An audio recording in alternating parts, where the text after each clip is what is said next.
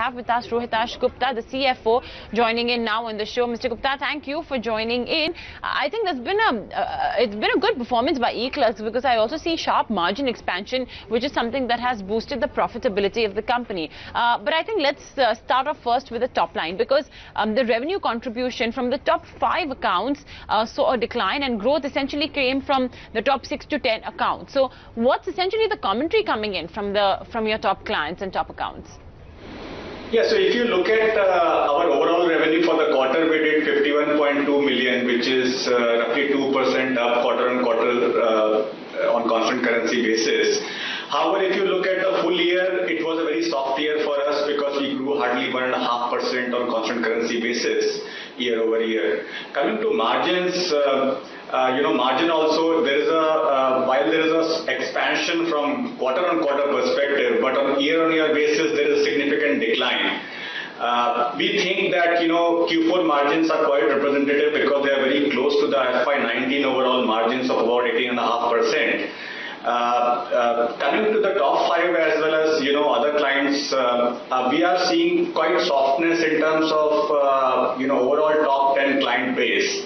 And while clients move across the buckets, right, 5th becoming, moving to 7th or 8th number, it can create some movement across the top 5 and 6 to 10 bucket. But overall in top 10, we are seeing quite a bit of softness since last few years, where revenues have been largely flat.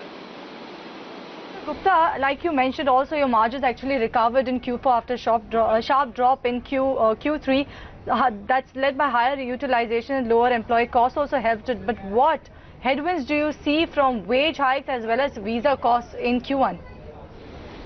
So the good thing is we are not impacted by the visa thing, but on the wage hikes, we have typically seen about 200 to 250 bits of downfall every Q1 when we, make the new wages go live, and similar trend is expected even this year. Having said that, some of that will get cushioned by lower expected G&A and depreciation in the Q1.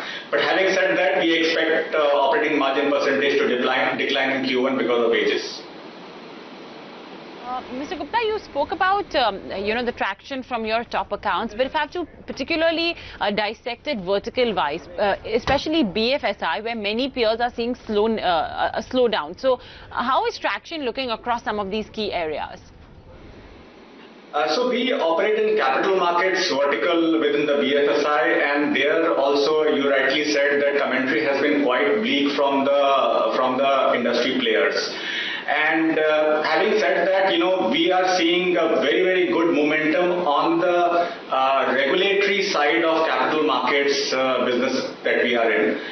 We see some bit of softness in the processing or back office, middle office work in the capital market. So it's a mixed bag within capital markets for us, with the half piece growing, very, very sharply, whereas other half piece remaining quite stagnant.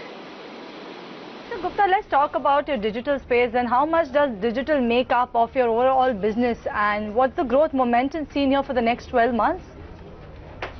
So digital, is a significant part of the business. It remains the top vertical by revenue share within eClerx even today. And the growth typically comes from, hybrid projects that we have been executing in the analytics as well as digital UX UI space. And we see continued momentum. The only drag there is that many of these projects turn out to be short term, 6 months, 9 months. So you have to keep refilling the pipeline. But if you exclude that factor, I think the growth has been quite satisfactory in the digital part. Okay, all right. And Mr. Gupta, if you could just tell us how are the TCV deal wins, what is the pipeline like looking over there, and what sort of inflows, order inflows are you penciling in the coming months? So one unique thing about our business has been that because our business has been very concentrated across top 10 clients, most of the new work that comes also comes in those clients.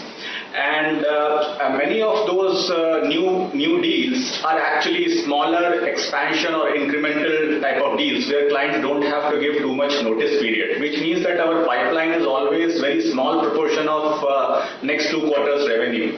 Having said that, the pipeline is a good indicator of the momentum, and I think where we stand today in terms of pipeline size is much higher than where we were 2 years ago at the same time in March, April. The mix of that pipeline is, again, half onshore and half offshore, which means that, onshore is likely to still grow at a faster pace than the offshore business. All right. Thank you then, Mr. Gupta, for joining in and giving us a sense of what exactly did transpire for eClerx in the fourth quarter.